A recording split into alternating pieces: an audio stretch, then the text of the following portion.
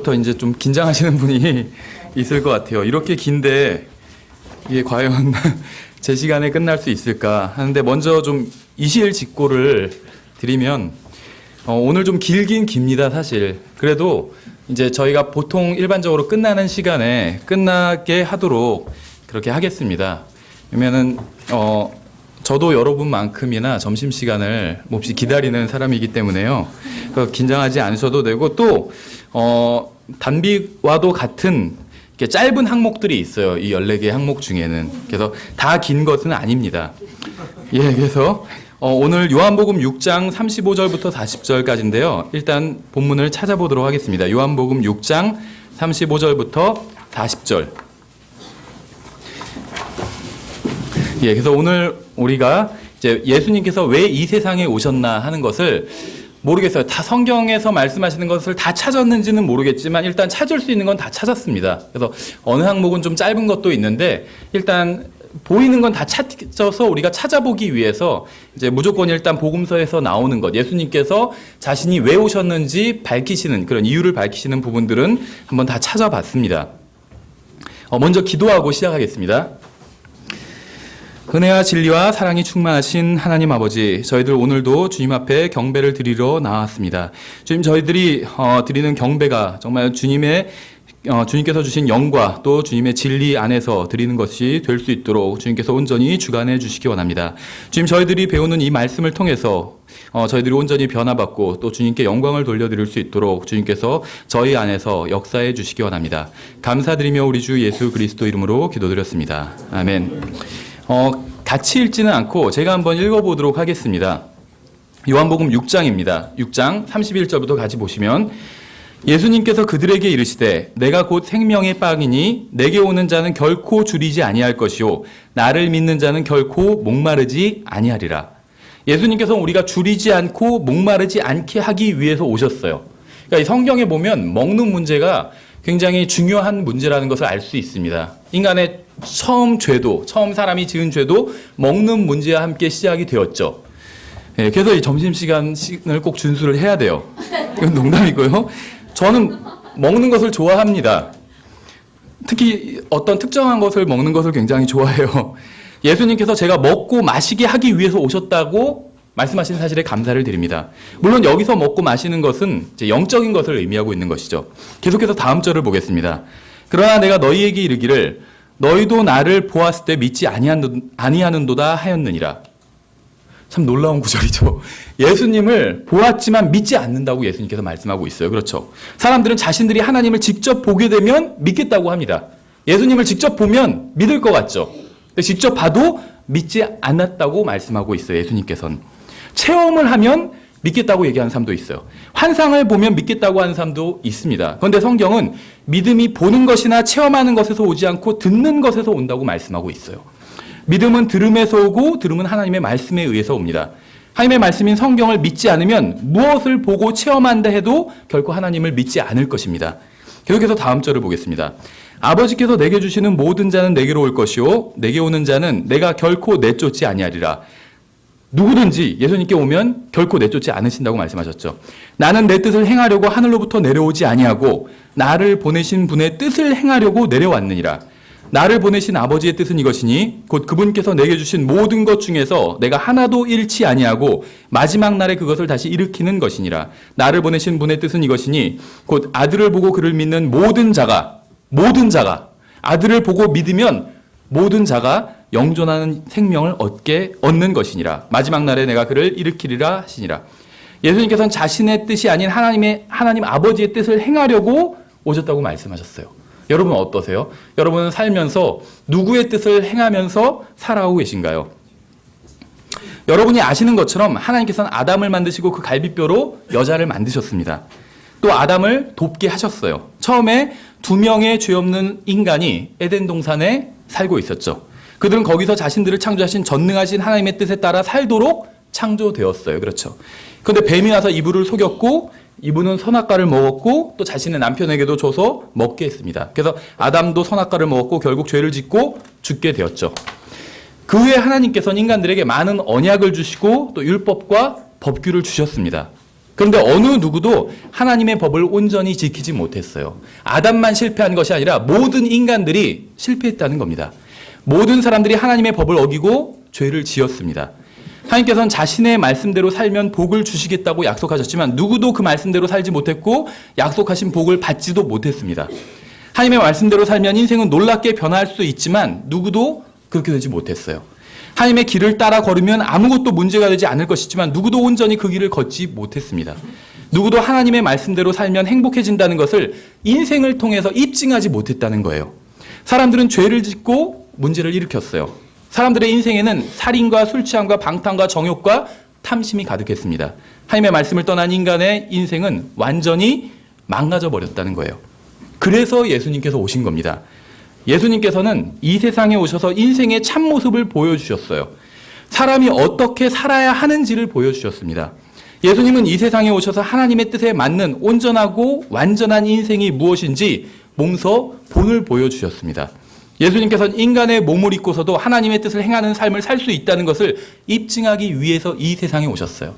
영적인 거룩한 몸을 입고서 사는 것이 아니라 인간의 몸을 입고서도 하나님의 뜻대로 사는 것이 가능하다는 것을 입증하기 위해서 이 세상에 오셨다는 것입니다. 그렇다면 하나님의 뜻이 무엇이었을까요? 여러분은 하나님의 뜻이 무엇인지 아세요? 하나님의 뜻은 선한 일을 하고 사람들을 고쳐주고 말이나 행위로 절대 상처를 주지 않고 다른 사람들에게 복이 되고 도움이 되고 다른 사람들을 섬기는 것이었어요. 다른 사람들의 인생에 기쁨과 행복과 평안을 주는 게 하나님의 뜻이었습니다. 하나님께서 의도하신 인생은 하나님께 영광을 돌리고 다른 사람들에게는 복이 되는 것이었어요. 이것이 하나님께서 의도하신 참다운 인생입니다. 그러나 누구도 그러한 삶을 살지 못했죠. 하나님께서 원하시는 삶을 사는 사람은 아무도 없었다는 거예요. 만일 모든 사람이 하나님의 뜻대로 살았다면 모든 사람은 예수 그리스도처럼 살았을 것입니다. 항상 다른 사람들을 돕고 섬기고 복을 주며 사는 것이 하나님께서 원하시는 인간의 삶이었어요. 그러나 누구도 그렇게 살지 못했어요. 그래서 예수님께서 이 세상에 오신 겁니다. 예수님께서 왜 이 세상에 오셨는지 아세요? 인간의 몸을 입고 육체 안에 거하면서도 하나님의 뜻대로 살 수 있다는 것을 입증하기 위해서 이 세상에 오신 거예요. 예수님께서 오시기 전에는 수천 년 동안 사람들이 핑계를 댈 수 있었습니다. 인간은 연약한 존재이기 때문에 죄를 지으면서 살 수밖에 없다고 하나님 앞에서 변명할 수 있었어요. 모든 사람이 죄를 짓고 모든 사람이 잘못을 행할 수밖에 없었다고 변명할 수 있었습니다. 성공한 사람이 아무도 없었기 때문에. 하지만 예수 그리스도께서 이 세상에 오셔서 죄를 짓지 않고 살 수 있음을 입증해 보여주셨어요. 인간이 하나님의 뜻을 행하며 살 수 있다는 것을 몸소 입증해 보여주셨습니다. 이런 얘기를 하면 어떤 사람들은 이렇게 얘기할 겁니다. 그야 예수님은 인간의 몸으로 오신 하나님이니까 그렇죠. 맞아요. 예수님은 인간의 몸으로 오신 하나님이십니다. 하나님이신데 인간의 몸으로 오신 분이세요. 예수님은 하나님이신데 여러분과 저와 같은 인간의 몸으로 오셨어요. 인간의 몸을 입으신 후에 계속해서 쭉 인간의 몸을 지금도 입고 계세요. 부활한 몸을. 예수님께서 자신을 무엇이라고 부른지 아세요?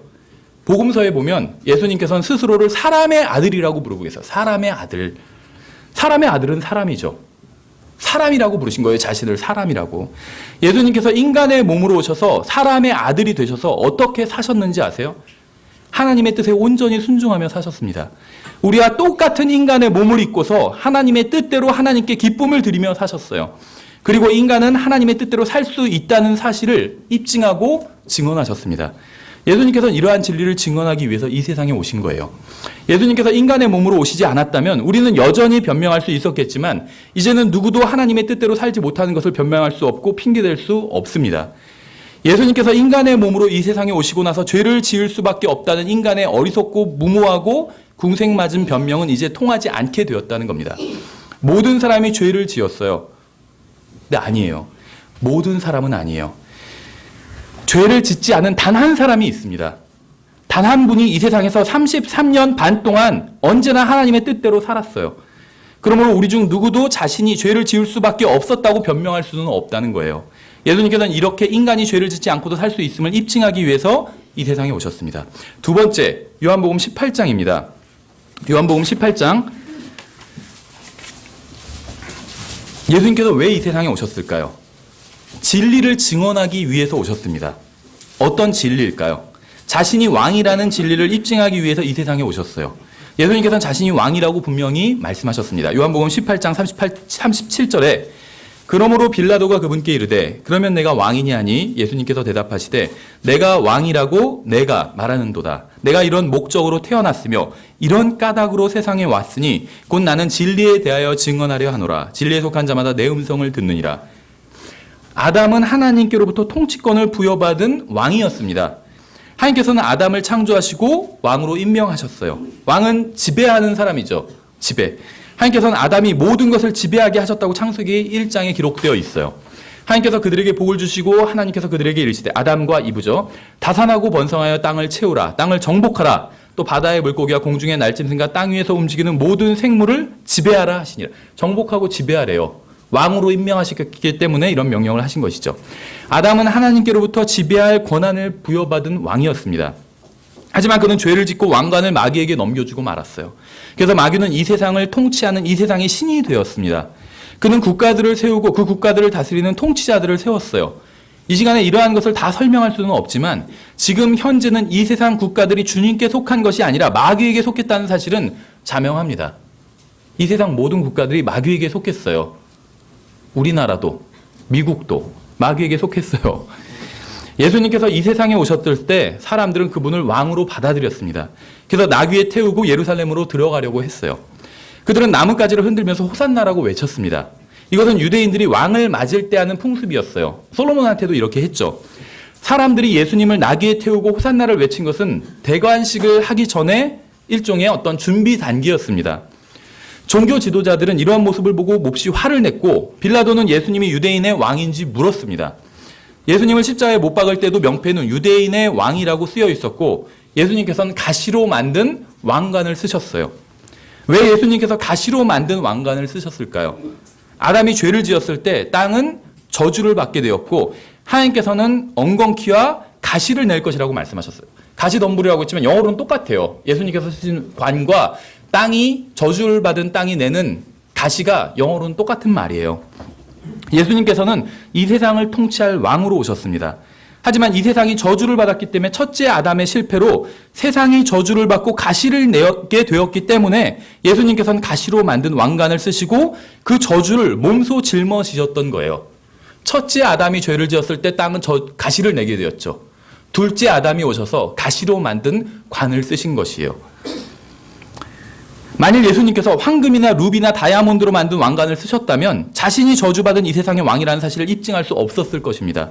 예수님께서 오셨던 이 세상은 죄로 인해 저주를 받았기 때문에 그분은 그 저주를 담당하기 위해서 저주의 결과인 가시로 만든 왕관을 쓰셔야만 했던 거예요. 이 세상은 죄 가운데 타락했습니다. 죄의 삭은 사망이에요. 인간은 죄 때문에 죽습니다. 인간은 죄 때문에 고난을 당해요. 인간은 죄 때문에 슬퍼합니다. 이 세상에 왕으로 오신 분은 슬픔과 고난과 죽음의 문제를 해결하기 위해서 죄를 제거해야만 했습니다. 예수님께서는 자신이 죄 문제를 해결할 수 있는 참된 왕이라는 사실을 입증하기 위해서 이 세상에 오셨어요. 예수님께서는 가시로 만든 관을 쓰시고 십자가 위에서 이 세상의 죄를 제거하면서 자신이 참된 왕이라는 사실을 입증해 보여주셨습니다. 세 번째, 마태복음 5장 17절 18절에 보시면 마태복음 5장에 다 저희가 찾을 구절이 많기 때문에 빨리 못 찾으시면 안 찾으셔도 됩니다. 그냥 제가 다 읽어 드릴 테니까 일단 체크만 해 놓으시면 돼요. 예수님께서는 아버지의 뜻을 행하러 오셨습니다. 자신이 왕이라는 사실을 입증하기 위해 오셨어요. 그리고 마태복음 5장 17절에 내가 율법이나 대언자들의 글을 폐하러 온 줄로 생각하지 말라. 나는 폐하러 오지 아니하고 성취하러 왔노라. 진실로 내가 너희에게 이르노니 하늘과 땅이 없어지기 전에는 율법에서 1.1획도 결코 없어지지 아니하고 마침내 다 성취되리라. 예수님께서는 율법과 대언자들의 글을 성취하러 오셨습니다. 율법이 무엇을 하라고 하면 그것을 하고 하지 말라고 하면 하지 않고 만지지 말라고 하면 만지지 않고 메시아가 어떻게 하리라고 하면 그렇게 하기 위해서 오신 것이에요. 온전한 인간이 어떻게 하리라고 하면 그렇게 하기 위해서 율법을 성취하기 위해서 오신 것입니다. 예수님의 인생을 모세의 글에 기록된 것이나 대언자들의 글에 기록된 것과 비교해 본다면 성경이 말한 그분이 바로 예수님이라는 사실을 사람들이 알게 하기 위해서 오셨어요. 성경과 예수님의 삶을 비교해보고 성경이 예언한 그분이 바로 이분이구나 라는 것을 알게 하기 위해서 오셨다는 것입니다.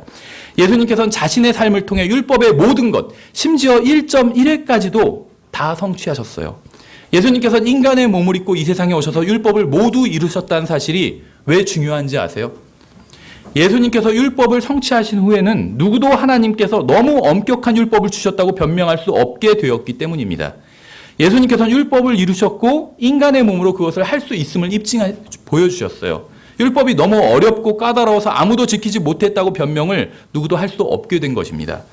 예수님께서는 율법의 1.1회까지도 모두 성취하셨어요. 이것이 무엇을 의미하는지 아세요? 제가 예수 그리스도를 개인적인 구원자로 믿고 받아들였을 때 저는 그분 안으로 들어가게 되었습니다. 제가 예수님을 믿을 때 그분은 제 안으로 들어오시고 저는 그분 안으로 들어가게 되었어요. 그분 안으로 들어가는 것이 왜 중요한지 아세요? 예수님 안으로 들어가는 것이 굉장히 중요한 일이에요. 왜 이것이 중요한지 아세요? 우리가 율법을 성취하신 분 안으로 들어가면 하나님께서는 율법을 성취하지 않아도 율법을 성취한 것으로 인정해 주시기 때문입니다. 우리가 온전하고 완벽한 인생을 사신 분 안으로 들어가면 하나님께서는 우리도 온전하고 완전한 인생을 산 것으로 인정해 주시기 때문이에요. 저는 예수 그리스도를 믿었습니다. 그래서 그분 안으로 들어갔어요. 이제 마귀는 저에게 와서 제가 하나님의 법을 어겼다고 저를 고소할 때마다 예수님께서는 저를 위해서 이렇게 말씀해 주실 거예요. 나는 하나님의 말씀을 다 지켰느니라. 그럼 마귀가 저를 고소하며 제가 하나님께서 원하시는 일을 하지 않았다고 지적하면 예수님께서는 이렇게 말씀하실 겁니다. 나는 하나님께서 원하시는 일을 다 했다. 그는 내 안에 있다. 따라서 그는 하나님께서 원하시는 일을 다 한 것이나 마찬가지다.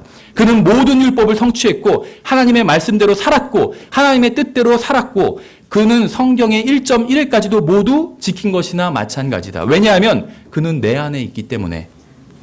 여러분이 예수 그리스도를 믿을 때 여러분은 예수 그리스도 안으로 들어가게 된 것입니다.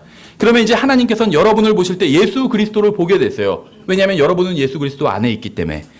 여러분의 인생이 보이지 않고 예수 그리스도의 인생이 보이게 됩니다. 저는 이게 얼마나 감사한지 모르겠어요. 하나님께서 저의 인생을 보실 때 있는 그대로 보신다면 얼마나 실망하겠어요. 저는 얼마나 부끄럽겠어요.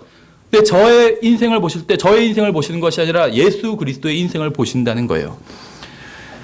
여러분의 행위가 보이지 않고 예수 그리스도의 행위가 보이게 됩니다.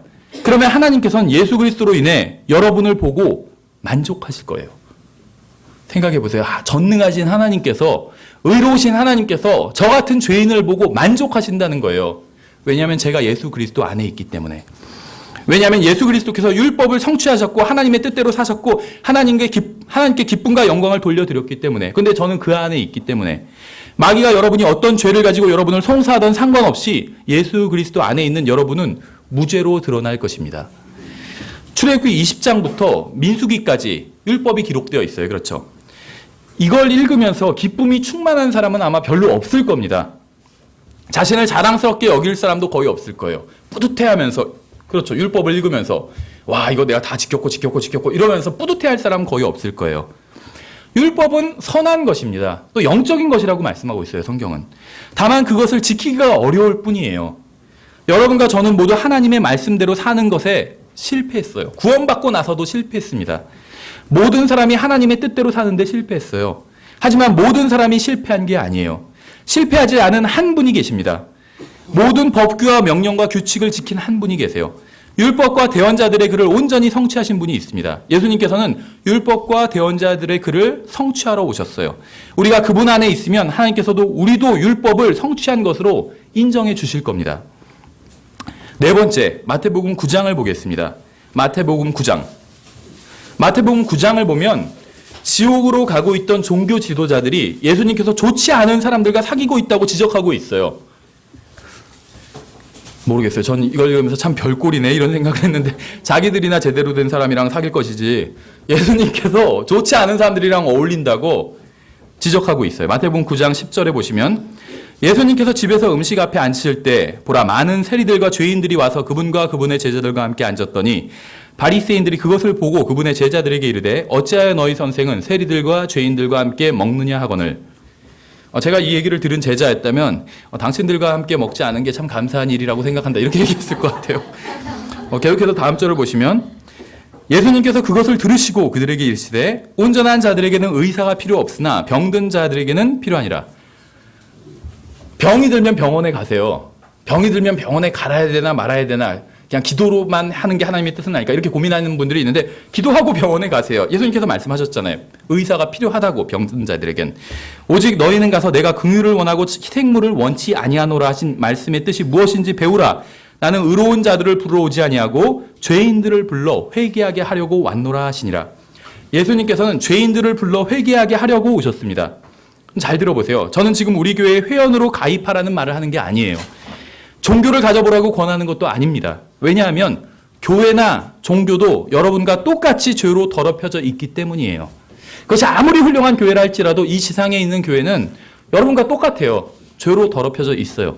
여러분이 구원받지 않는다면 종교를 가지거나 우리 교회 회원으로 가입해도 하나님 앞에서는 아무런 차이가 없어요. 예수 그리스도 안으로 들어오지 않으면, 구원받지 않으면 아무리 좋은 교회 회원으로 가입해도 하나님 앞에서는 차이가 없다는 거예요. 여러분은 예수님께로 나아가야 됩니다. 그래야 모든 게 변해요. 예수님께서 부르실 때 그분 앞으로 나아가 회개해야 합니다. 그러면 모든 게 변할 거예요. 그분을 신뢰하세요. 회개하고 그분을 믿으십시오. 그분께 여러분의 인생을 맡기세요. 예수님께서 바로 그것을 위해서 오셨기 때문에 자신의 인생에서 왕노릇하는 것을 그만두십시오. 회개하고 주님 앞으로 나아오세요. 주님께서는 우리에게 회개하라고 말씀하셨어요. 회개하라고. 만일 다른 누군가가 그런 말을 했다면 우리는 아마 너나 회개하라고 했을 거예요. 왜냐하면 정도의 차이는 있지만 모든 사람들이 죄를 지었기 때문에. 그러나 예수님께는 우리가 그렇게 말할 수가 없어요. 그분은 하나님의 뜻대로 사셨고 자신이 왕이라는 사실을 입증하셨고 율법의 1.1회까지도 성취하셨습니다. 따라서 예수 그리스도께서 회개하라고 하셨다면 우리가 할 일은 한 가지밖에 없어요. 입을 다물고 무릎을 꿇고 머리를 숙이고 회개하는 것이에요. 예수님께서는 인간이 죄를 지을 필요가 없었다는 사실을 입증하기 위해서 이 세상에 오셨습니다. 죄를 짓지 않고 살 수 있다는 사실을 입증하기 위해서 이 세상에 오셨어요. 인간이 의도적으로 죄를 지었다는 이 사실이 예수님을 통해서 드러났다는 거예요. 따라서 인간은 회개하고 죄를 용서받을 필요가 있다는 사실을 보여주기 위해서 이 세상에 오셨습니다. 그래서 예수님께서 처음 설교를 하실 때 회개하라고 말씀하셨죠. 만일 죄를 회개하지 않으면 언젠가 하나님의 심판대 앞에 서서 자신이 지은 죄에 대한 책임을 지고 꺼지지 않은 불 속으로 던져질 날이 올 거기 때문에 회개하라고 설교하신 거예요. 여러분은 죄를 지었고 저도 죄를 지었습니다. 그래서 하나님께서는 무엇이라고 말씀하셨을까요? 회개하고 예수 그리스도를 믿으라고 말씀하셨어요. 성경은 구원받기 위해서는 하나님을 향한 회개와 예수 그리스도를 향한 믿음을 가져야 한다고 말씀하고 있어요. 죄에 대한 회개가 없이는 진정한 믿음도 없습니다. 회개와 믿음이 별개가 아니라는 거예요. 이 세대는 회개가 없는 세대입니다. 하나님께서는 모든 사람이 구원받기를 원하시기 때문에 단지 믿기만 하면 구원받는다는 말은 절반만 진리예요. 복음을 믿기 전에 먼저 회개해야 합니다. 회개하지 않고 믿을 수 있는 방법은 없어요. 회개해야지 믿을 수 있는 겁니다. 회개하지 않고 믿는 믿음은 참된 믿음이 아니에요. 죄로 인해 하나님과 멀어졌습니다. 죄 때문에 하나님께 정죄를 받았어요. 죄에 대한 회개가 없다면 구원받을 수 없습니다. 회개는 믿음의 전제 조건이에요. 회개하지 않고 믿는 믿음은 믿음이 아니라 스스로를 속이는 기만입니다. 믿는다고는 하지만 전혀 구원받은 것처럼 보이지 않는 이유는 회개가 없기 때문이에요. 죄에 대한 회개가 없는 믿음은 믿음이 아니기 때문에 믿는다고 하지만 구원받지 못한 것입니다. 회개가 있어야 돼요. 여러분이 구원받았다면 여러분은 회개하고 예수 그리스도를 믿었을 거예요. 만약 그렇게 하지 않았다면 여러분은 결코 구원받은 게 아닙니다. 회개한다는 것은 마음이 뜨거워지거나 우울해지거나 눈물을 쏟는 것을 의미하지 않아요. 그렇게 하고도 회개하지 않을 수 있기 때문에 눈물이나 감동은 있을 수도 있고 없을 수도 있습니다. 회개한다는 것은 자신이 하나님을 대적하여 죄를 지었다는 사실과 용서가 필요하다는 사실을 인정하는 것입니다. 그래야 복음을 믿을 수 있어요. 그렇죠. 예수님께서 죄인들을 위해서 대신 죽으셨다는 것이 복음이 되기 위해서는, 복음이 되기 위해서는 회개해야지 복음이 의미 있다는 것이에요. 그래서 회개하지 않고 믿는 것은 믿는 게 아니라는 거예요. 정말 끔찍한 게 무엇인지 아세요? 구원받았다고 하면서도 자신이 하나님 앞에서 죄인이라는 사실을 모르는 거예요. 구원을 의심해 봐야 돼요, 그런 사람은. 하나님의 말씀을 선포해도 자신은 그렇게 생각하지 않는다고 합니다. 꼭 성경대로 할 필요는 없지 않느냐고 해요. 시대가 변했으니 기준도 변해야 한다고 합니다. 무엇인가 대단히 잘못된 거예요. 회개하지 않고 믿었기 때문에 생각도, 마음도, 삶도 아무것도 변하지 않은 겁니다. 이전 시대에 구원받은 사람들은 모두 회개한 사람들이었어요. 회개하고 죄로부터 돌이켰습니다. 자신의 생각과 기준으로부터 돌이켰어요. 하나님이 옳고 자신은 틀리다고 인정했습니다. 그리고 복음을 믿었어요. 그들은 자신들이 하나님의 진노 아래 있다는 사실을 인정했어요. 그래서 구원받을 필요가 있다는 사실을 자각하고 구원을 받은 거죠. 비록 교회에 다니고 있지만, 모태교인으로 태어났지만 하나님의 진노 아래 있다는 사실을 인정했습니다. 그래서 회개했어요. 자신들의 죄와 생각과 이 세상으로부터 더러워진 마음으로부터 돌이켰습니다. 자신의 의가 더러운 걸레와 같다는 사실을 인정했어요. 그리고 회개했어요. 그리고 나서 예수 그리스도를 믿었습니다. 그래서 구원받았어요. 예수님을 구원자로 받아들이고 나서 자기 마음대로 살겠다고 하는 것은 믿음이 아니에요. 그것은 아무것도 회개한 게 아니기 때문입니다. 회개 없이 믿는 것은 아무것도 믿은 게 아니에요. 회개 없이 복음을 믿을 수가 없어요. 구조가 그래요. 그래서 예수님께서 죄인들을 불러 회개하게 하려고 이 세상에 오신 것입니다. 그래야지 구원하실 수가 있기 때문에 예수님께서는 죄인들에게 구원자가 필요하다는 사실을 알려주기 위해서 오셨어요. 그렇죠. 회개한 사람만이 자기에게 구원자가 필요하다는 사실을 알 수 있기 때문에. 다섯 번째, 요한복음 9장 39절을 보시면 예수님은 심판하러 이 세상에 오셨습니다. 이거 안 찾으셔도 돼요. 간단한 구절이니까 제가 읽어볼게요. 예수님께서 이르시되 내가 심판하려고 이 세상에 왔으니 이것은 보지 못하는 자들은 보게 하고 보는 자들은 눈멀게 하려 함이라 하시매. 예수님께서는 심판하기 위해서 이 세상에 오셨습니다. 자신이 옳다고 생각하는 자들이 틀렸다는 것을 보여주기 위해서 오셨어요. 자신이 의롭다고 생각하는 자들이 불의하다는 것을 보여주기 위해서 오셨습니다. 자신이 죄인이라는 것을 아는 사람들을 의인이 되게 하기 위해서 오셨어요. 예수님께서는 심판하기 위해서 이 세상에 오셨습니다. 복음서를 보면 사람들이 옳고 그름에 대해 논쟁하는 것을 종종 볼 수가 있습니다. 이것이 옳은가 틀린가 이런 걸 논쟁하는 걸 볼 수가 있어요. 예수님께서는 무엇이 옳고 무엇이 그른지를 보여주기 위해서 이 세상에 오셨습니다. 굽은 것을 곧게 하기 위해서 오셨어요. 빛과 어둠을 나누기 위해서 오셨습니다. 깨끗한 것과 더러운 것을 나누기 위해서 오셨어요. 사람들은 손을 씻고 먹어야 깨끗한 것이라고 생각했어요. 복음서 보면 그런 장면이 나오죠. 하지만 예수님께서는 사람을 더럽게 하는 것은 더러운 손이 아니라 더러운 마음이라고 말씀하셨어요. 아무리 깨끗한 옷을 입고 예쁘고 잘생긴 얼굴로 말한다 할지라도 시기와 분노가 가득 차서 다른 사람을 험담이나 하는 말을 한다면 그것이 바로 그 사람을 더럽히는 것이라고 말씀하셨어요. 그런 사람은 시체가 썩어가는 것만큼 더럽다고 하셨습니다. 예수님께서는 사람들의 상태와 마음을 심판하기 위해 오셨어요.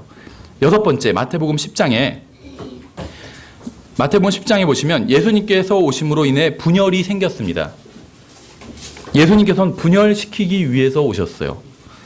마태복음 10장 31절에 그러므로 너희는 두려워하지 말라. 너희는 많은 참새보다 더 귀중하니라. 그런즉 누구든지 사람들 앞에서 나를 시인하면 나도 하늘에 계신 내 아버지 앞에서 그를 시인할 것이요 누구든지 사람들 앞에서 나를 부인하면 나도 하늘에 계신 내 아버지 앞에서 그를 부인하리라. 내가 땅에 화평을 보내러 온 줄로 생각하지 말라. 나는 화평이 아니라 검을 보내러 왔노라. 사람이 자기 아버지를, 딸이 자기 어머니를, 며느리가 자기 시어머니를 대적하여 불화하게 하려고 내가 왔나니 사람의 원수들이 그의 집안에 속한 자들이니라. 그런데 주의할 점이 있습니다. 우리가 말이나 행위로 인해 온 분열을 두고, 그러니까 우리의 말이나 행위로 인해 온 분열을 두고 예수님으로 인해 온 것인 양 핑계를 대서는 안 된다는 거예요. 그러니까 예수님으로 인해 분열이 되는 것은 필요한 일입니다. 그렇죠. 예수님 때문에 분열되는 것은 필요한 일이에요. 진리 때문에 분열되는 것은 필요한 일입니다. 하지만 안타까운 사실은 대부분의 분열은 우리의 잘못된 말과 행위 때문에 일어난다는 거예요. 믿는 사람들 사이의 분열도 그렇고 믿지 않는 사람과 믿는 사람들 사이의 분열도 그렇습니다. 예수님 때문에 생긴 분열이라면 믿지 않는 사람들은 예수님을 미워해야 돼요. 하지만 대부분의 경우 믿지 않는 사람들은 예수님이 아닌 믿는 사람들을 미워합니다. 왜냐하면 분열의 원인이 예수님께 있지 않고 믿는 사람들의 잘못된 말과 행위에 있기 때문에. 예수님께서는 온유하고 친절하고 사랑이 많고 오래 참으시는 분입니다. 만일 여러분이 예수님처럼 다른 사람들에게 친절하고 그들을 온유와 사랑과 오래 참음으로 대한다면 예수님을 믿지 않는 사람들은 여러분으로 인해 예수님을 거절하는 것이 아니라 예수님과 그분의 말씀으로 인해 예수님을 거절하게 될 거라는 거예요.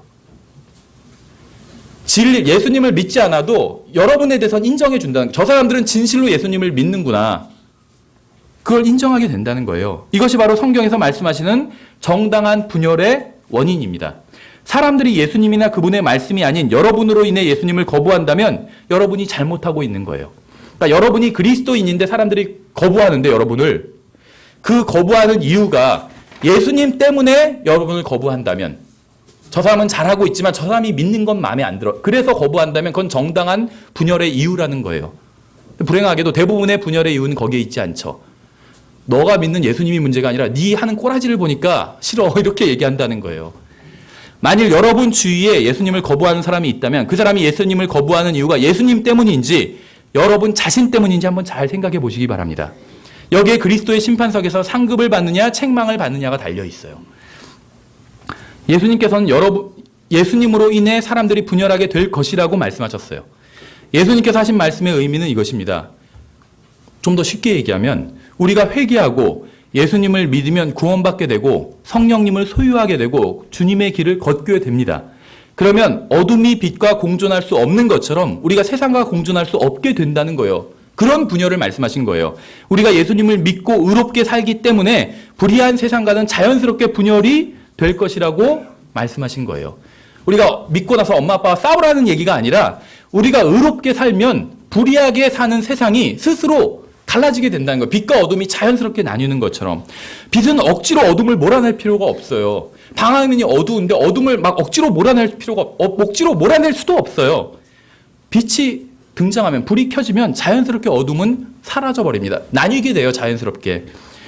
좀 더 단순하게 말하면 여러분이 하나님의 말씀대로 살면 하나님의 말씀을 싫어하는 사람들은 여러분과 어울리기를 싫어하게 될 것이라는 말입니다. 단정하게 옷을 입으면 여러분의 친구가 그렇게 단정하게 입고 다니는 사람 누가 요즘 그렇게 입어? 너랑 다니기 참 쪽팔리구나 하면서 죄송합니다. 창피하구나 하면서 여러분과 사귀지 않게 된다는 거예요. 자연스럽게 여러분이 예수님의 말씀을 따르면 자연스럽게 분열이 일어나게 될 거라는 거예요. 이게 정당한 분열이라는 겁니다. 여러분의 잘못된 말과 행실 때문에 세상과 분열하는 게 아니라 하나님의 말씀으로 인해서 하나님의 말씀대로 살기 때문에 세상과 분열하게 된다는 거예요. 이것이 정당한 분열이라는 것이요. 이것만이 하나님께서 인정하시는 분열입니다. 사람들과 분열하는 원인이 여러분이 아닌 예수님께 있어야 돼요. 예수님의 말씀에 있어야 됩니다. 여러분이 하나님의 말씀대로 살면 자연스럽게 이 세상과는 분열하게 돼요.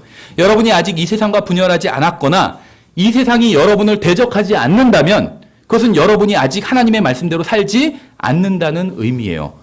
이 세상은 여러분을 원수가 아닌 친구로 생각한다는 의미라는 것이에요. 여러분은 빛이 아닌 어둠 가운데 걷고 있다는 의미입니다. 우리가 구원받자마자 이러한 사실을 알았다면 얼마나 좋았을까요? 그러면 쓸데없이 아버지와 어머니와 누나와 형과 동생과 싸우지 않아도 되었을 겁니다. 구원받지 못한 가족들에게 좀 더 친절하고 다정하게 대할 수 있었을 거예요. 그렇죠. 7번째, 누가복음 12장 49절에 제가 읽겠습니다. 이것도. 비슷한 구절이에요. 우리가 앞에서 마태복음 10장에서 읽은 구절과 비슷한 구절이에요.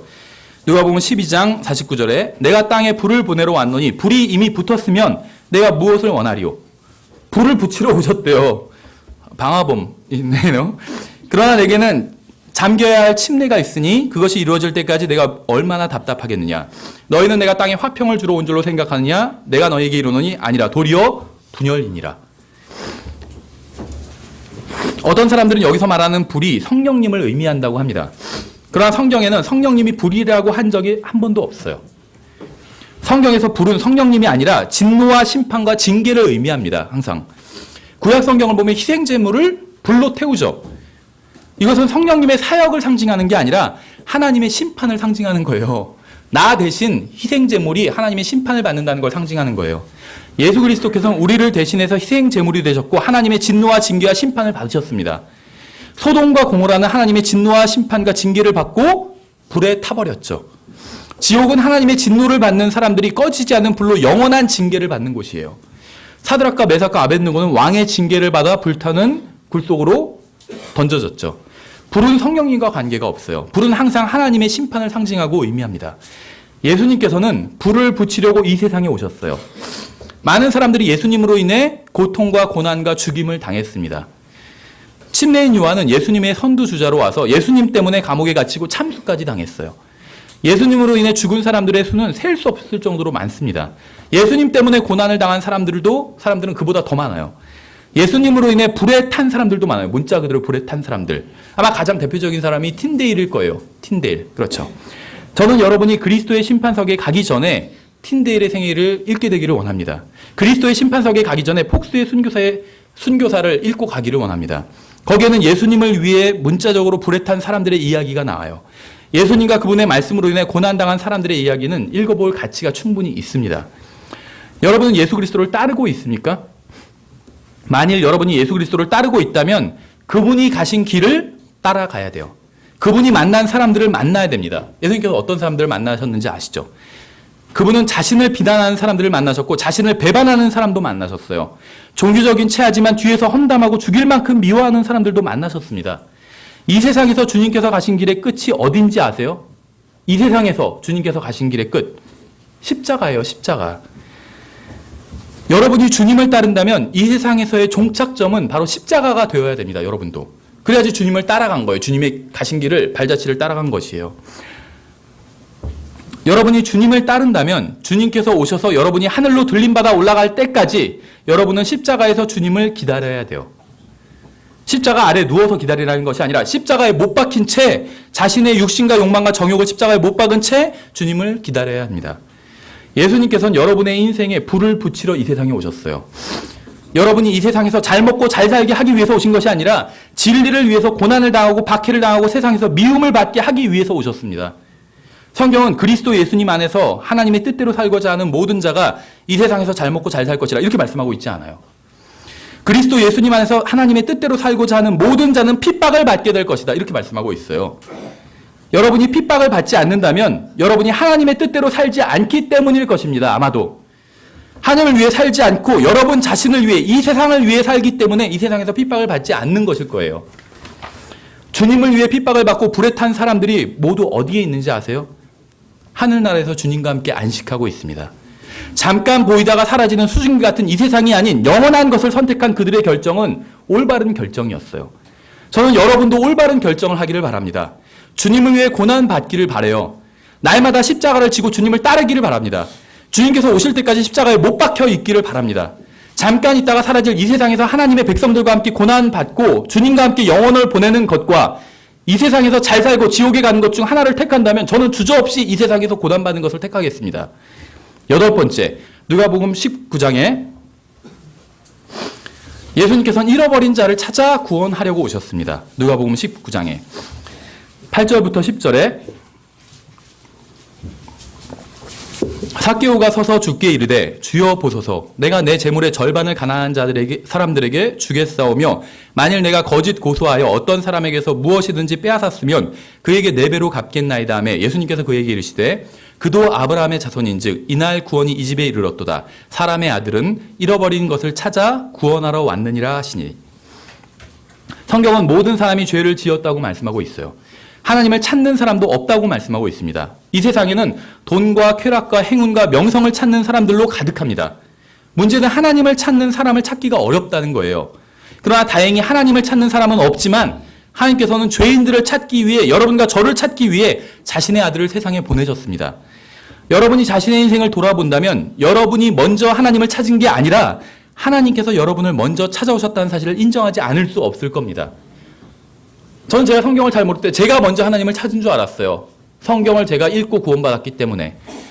나중에 돌이켜서 보니까 하나님께서 저를 먼저 찾아오신 것이었어요. 저는 하나님을 찾지 않았습니다. 하나님에 대해 큰 관심도 없었어요. 성경과 교회와 예수님에 대해서도 관심이 없었습니다.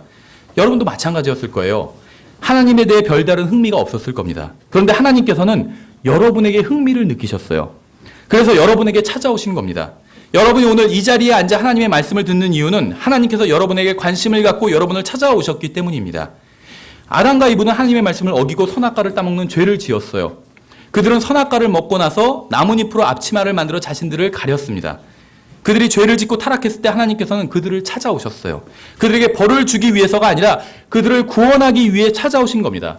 사람들은 죄를 짓고 나서 하나님을 찾지 않고 오히려 하나님을 찾을 수 없도록 숨어버립니다. 오늘날도 많은 사람들이 죄를 짓고 나서 하나님을 찾지 않아요. 오히려 하나님으로부터 도망갑니다. 성경으로부터 도망가요. 하나님께 나오지 않고 숨으려고 합니다. 여러분 중에는 구원받은 분들도 있고 아마 구원받지 않은 분도 있을 거예요. 만일 여러분 중에 구원받지 못한 분이 있다면 제가 한 말씀 드리겠습니다. 성령님께서는 여러분이 죽기 직전까지 여러분을 찾아오실 거예요. 여러분이 지옥으로 떨어지기 직전까지 성령님께서는 여러분을 쫓아와서 구원으로 초청하실 겁니다. 여러분이 구원받지 않았는데도 이 설교를 듣고 있는 이유는 성령님께서 여러분의 마음속에 찾아오셔서 부담을 주셨기 때문이에요.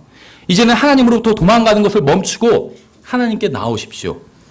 하나님께서는 여러분이 구원받기를 원하십니다. 그래서 예수님께서 이 세상에 오신 거예요. 9번째, 요한복음 12장에 있는데 예수님께서는 죽기 위해 이 세상에 오셨습니다. 이것은 제가 읽고 간단히 넘어갈게요. 예수님께서 그들에게 응답하여 이르시되 사람의 아들이 영광을 받을 때가 왔도다. 진실로 진실로 내가 너희에게 이르노니 한 알의 밀이 땅에 떨어져 죽지 아니하면 홀로 남거니와 죽으면 많은 열매를 맺느니라. 자기 생명을 사랑하는 자는 그것을 잃을 것이요 이 세상에서 자기 생명을 미워하는 자는 영생에 이르도록 그것을 간직하리라. 어떤 사람이 나를 섬기면 그는 나를 따를지니라. 내가 있는 곳에 거기에 내 종도 있으리니 어떤 사람이 나를 섬기면 내 아버지께서 그를 존귀히 여기시리라. 지금 내 온이 괴로우니 내가 무슨 말을 하리요. 아버지여 이때로부터 나를 구원하여 주옵소서. 그러면 내가 이런 까닭으로 이때까지 왔나이다. 예수님께서는 죽기를 원하지 않으셨어요. 그렇죠. 하지만 죽기 위해서 이 세상에 오셨습니다. 이 세상에는 고통과 고난과 슬픔과 눈물이 가득합니다. 사람들의 영적 상태는 비참한 지경에 처해 있어요. 예수님께서는 고난을 받기 위해 오셨습니다. 멸시와 거부와 조롱과 저주와 미움을 받기 위해 오셨어요. 가시관을 쓰기 위해 오셨어요. 십자가에 못 박히기 위해 오셨습니다. 대속의 죽음으로 죽기 위해 오셨어요. 그래서 예수님께서는 사람들을 위로할 수 있고 구원할 수 있으신 거예요. 10번째, 다시 마태복음 20장입니다. 마태복음 20장에 예수님께서는 섬기러 오셨습니다. 섬기러 오셨어요. 마태복음 20장의 25절부터 보시면 예수님께서는 섬기러 오셨어요. 근데 이것이 어떤 의미에선 신성 모독적으로 들릴 수도 있는데 하나님이신 예수님께서 인간을 섬기기 위해 오셨다는 거예요. 예수님께서는 인간의 필요를 채워주고 섬기러 오신 것입니다. 이건 굉장히 중요한 문제예요.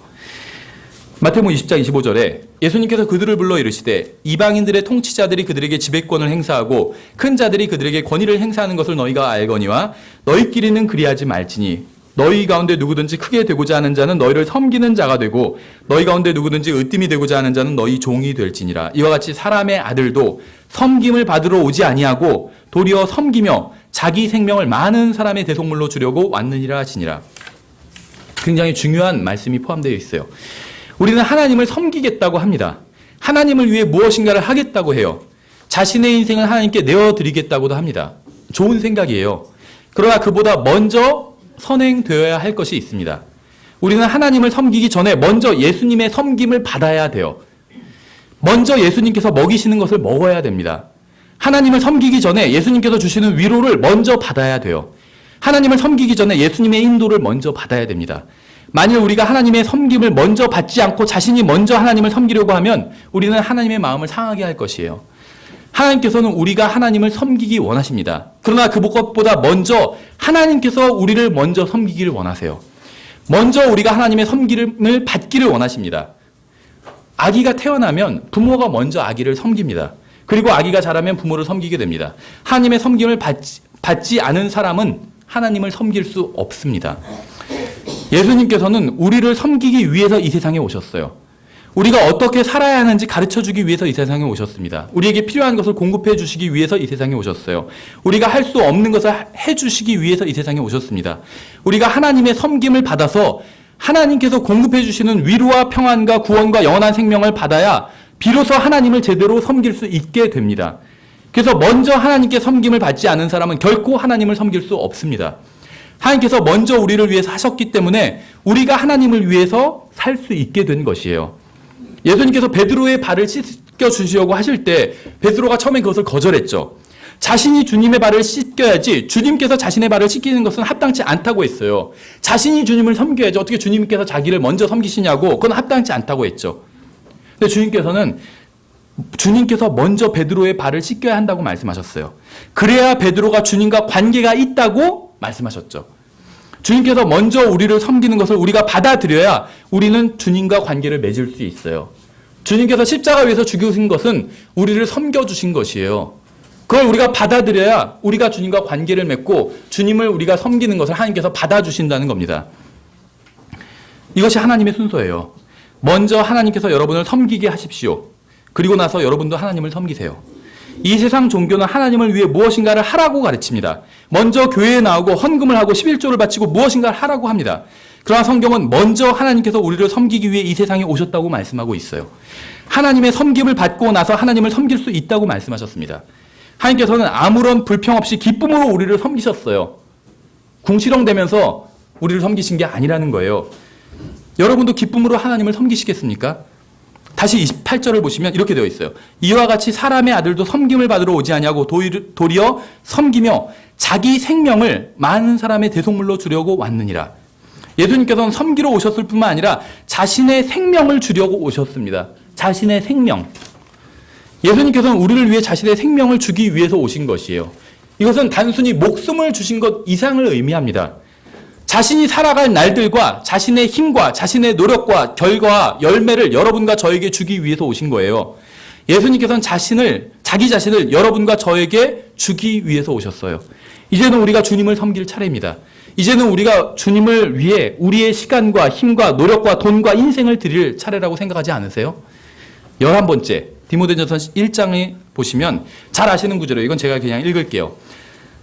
이것은 신실한 말이요 온전히 받아들이기에 합당한 말이니 곧 그리스도 예수님께서 죄인들을 구원하시려고 세상에 오셨다는 말이로다. 죄인들 중에 내가 우두머리니라. 이렇게 말씀하고 있죠.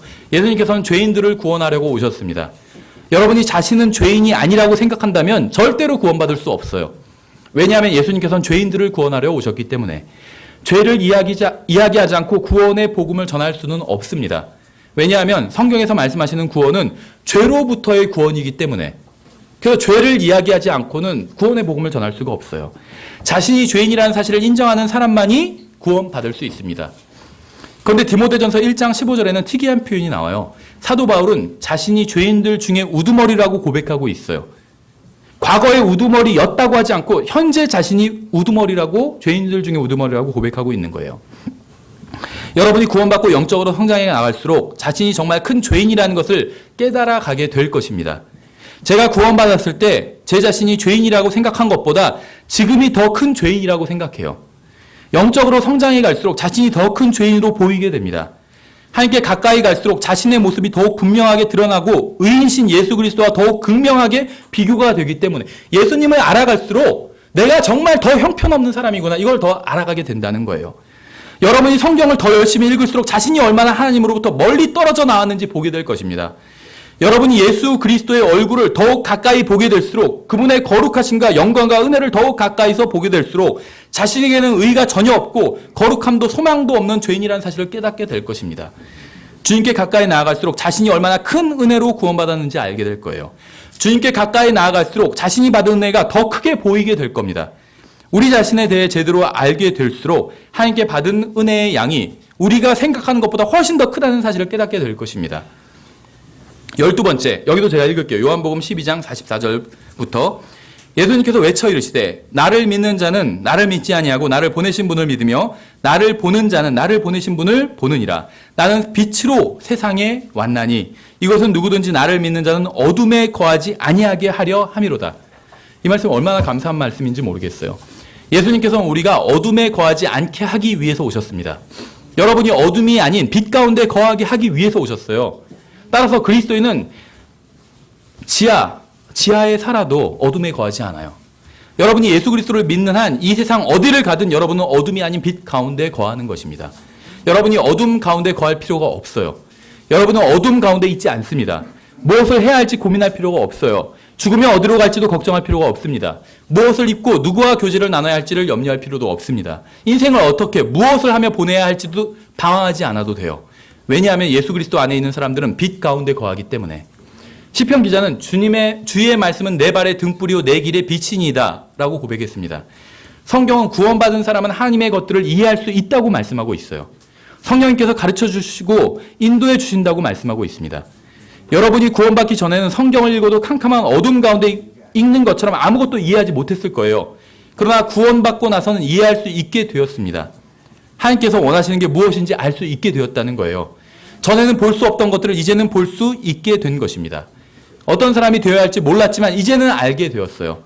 왜냐하면 전에는 어둠 가운데 있었지만 이제는 빛 가운데 있기 때문에, 전에는 캄캄한 가운데 있었지만 이제는 성령님께서 여러분 마음속에서 불을 켜주셨기 때문에, 이것이 바로 예수님께서 이 세상에 오셔서 구원받은 사람들에게 해주신 일입니다. 우리는 죽으면 어디로 가는지 알고 있어요. 우리가 똑똑해서 아는 것이 아닙니다. 우리는 어둠이 아닌 빛 가운데 거하기 때문에 아는 거예요. 우리 안에 빛이 거하시기 때문에 아는 겁니다.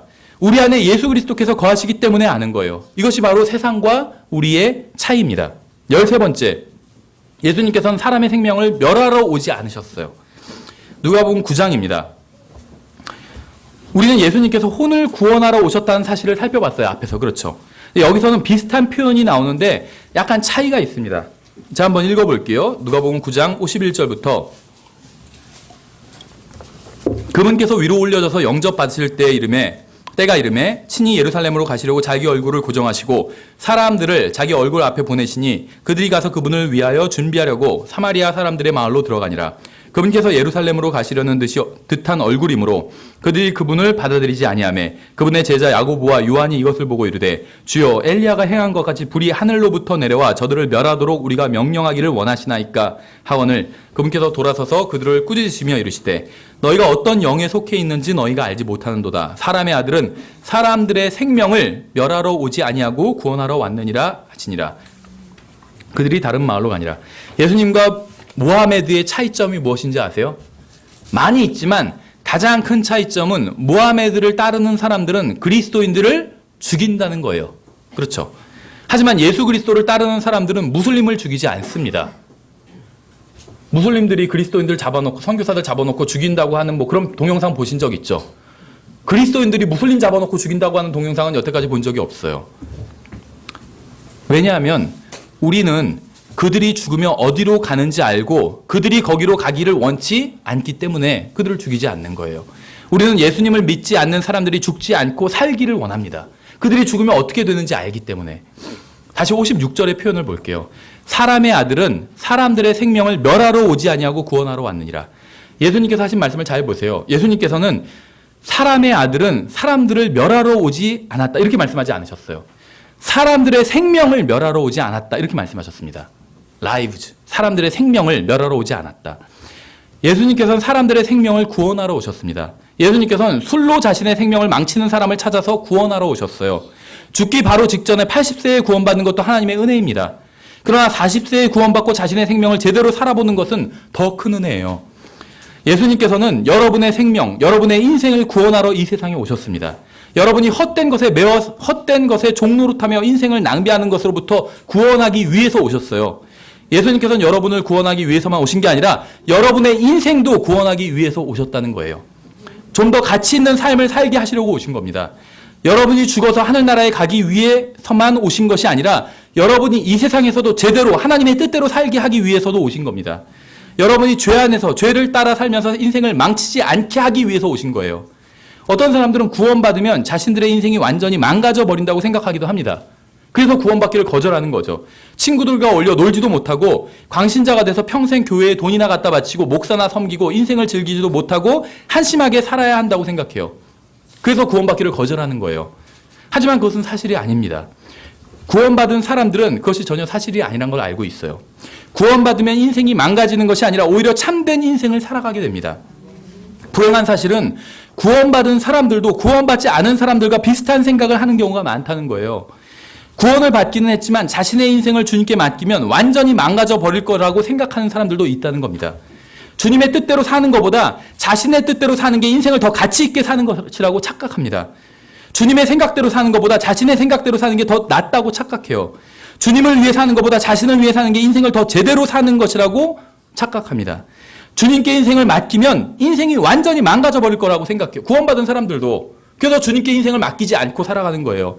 마치 주님께서 죽으면 하늘나라로 보내주실 수 있는 분이긴 하지만 인생은 완전히 망쳐버리는 분인 것처럼 생각한다는 거예요.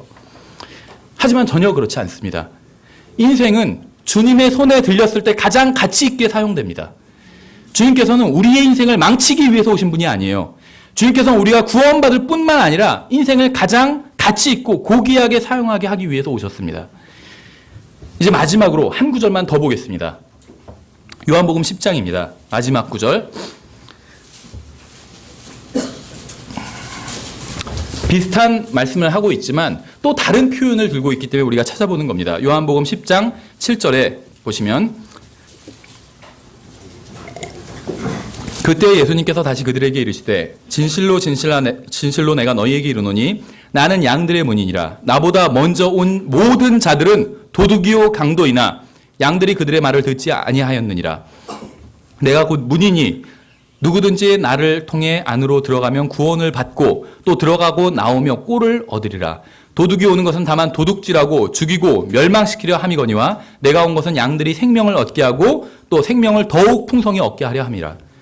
성경은 예수님 외에 오는 것은 다 강도요 도둑이라고 말씀하고 있습니다.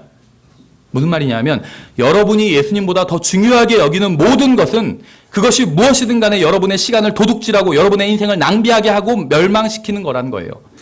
여러분과 예수님 사이를 막는 것은 그것이 무엇이든 간에 나쁜 것입니다. 왜 그런지 아세요? 그것이 여러분의 인생을 훔쳐갔기 때문에. 이 세상에는 하나님께서 주신 기쁨과 확신과 복을 여러분에게로부터 훔쳐가는 것들이 많이 있습니다. 여러분이 그것이 무엇인지 여러분 아마 각자 인생마다 다르고 다 잘 알고 계실 거예요. 그것들은 여러분의 시간과 힘과 돈과 기쁨을 훔쳐갑니다. 여러분이 그리스도의 심판석에서 받게 될 상급을 훔쳐가요. 여러분의 열심과 주님을 위해 살고자 하는 마음을 훔쳐가기도 합니다. 이런 것들을 훔쳐가는 것은 그것이 무엇이든 간에 강도요 도둑이라는 거예요. 누군가 여러분의 집을 노크를 한다고 생각해보세요. 초인종을 눌러요. 누구세요? 그러니까 도둑입니다. 당신에게서 소중한 것을 훔치러 왔어요. 그러면 여러분 문을 열어주지 않겠죠. 어서 오세요 할 사람은 없어요. 그렇죠? 초인종을 눌러요. 누구세요? 당신을 죽이러 왔습니다. 그러면 여러분 문을 열어주실까요? 아니죠. 불행한 일이 무엇인지 아세요? 수많은 그리스도인들이 물질적인 재산과 육신을 멸하러 오는 것은 적극적으로 막으면서 영적인 재산과 영적인 건강을 해치러 오는 것은 잘도 용납한다는 거예요. 마귀는 아주 작은 것을 가지고 와서 여러분의 영적 생명을 완전히 끝내버리려고 합니다.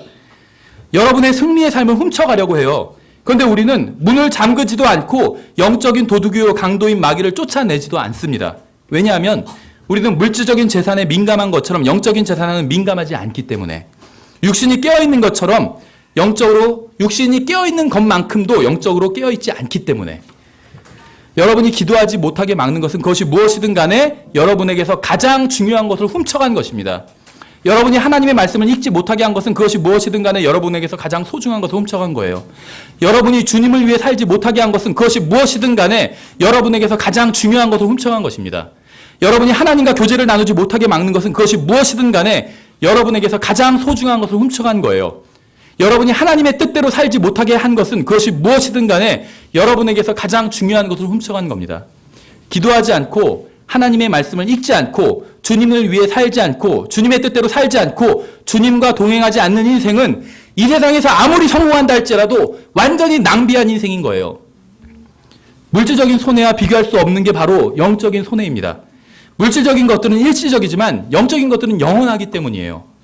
여러분의 눈이 열려서 물질적인 것보다 영적인 것이 훨씬 더 중요하다는 사실을 알게 되기를 원합니다. 적어도 물질적인 것들을 소중하게 여기는 것처럼 영적인 것들도 소중하게 여기게 되기를 바랍니다. 저는 하나님께서 이 세상에 직접 오셨다는 사실이 정말 기쁩니다. 주님께서는 천사를 보내실 수도 있었지만 직접 이 세상에 오셨어요. 여러분과 저를 위해서 직접 오신 거예요. 그리고 더 기쁜 사실은 예수님께서 다시 오신다는 거예요. 하나님께 감사를 드립니다. 여러분과 저의 인생이 하나님께 감사하는 인생이 되었으면 합니다. 잠시 기도하겠습니다.